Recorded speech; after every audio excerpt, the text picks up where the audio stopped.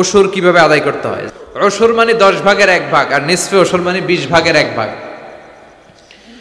10-এর 1 আর 20-এর 1। 10-এর 1 হচ্ছে 10-এর 1 বেশি না 20-এর 1 বেশি? হ্যাঁ, কোনটা বেশি? 10-এর 1 বেশি। এই বেশিটা আপনি কখন দিবেন?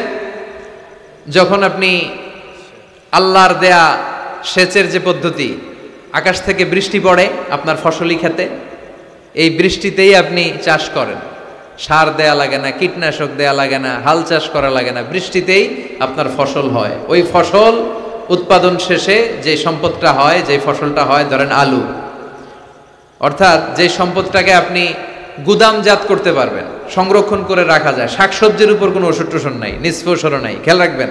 যেটাকে সংরক্ষণ করে রাখা যায়, আরবিতে বলে আল হুবুব, যেমন ডাল, চাল, আলু, এগুলো কোল্ড স্টোরেজে রাখা যায়, এগুলো সেভ করে রাখা যায়। এই জাতীয় সম্পদ চাষ যেদিন করবেন, আতু হাক্কাহু ইয়াউমা হাসাদি, যেদিন ফসল কেটে বাড়িতে আনবেন, যদি আপনার খরচ টরচ তেমন না থাকে, বদলি খাটানো লাগে নাই, সেচ লাগে না, সার লাগে না, তাহলে আপনি আল্লাহর রাস্তায় 10-এর 1 গরিবদেরকে দিয়ে দিবেন।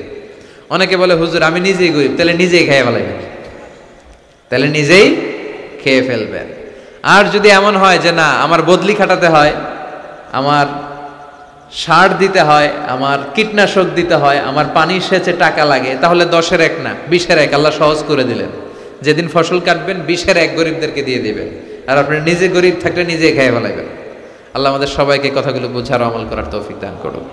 আপনারা সবাই ভালো থাকবেন, সুস্থ থাকবেন, সুন্দর থাকবেন। আবারও দেখা হবে কোনো তাফসীরুল কোরআনের ময়দানে। সুবহানাকাল্লাহুম্মা ওয়া বিহামদিকা আশহাদু আল্লা ইলাহা ইল্লা আনতা আস্তাগফিরুকা ওয়া আতুবু ইলাইক।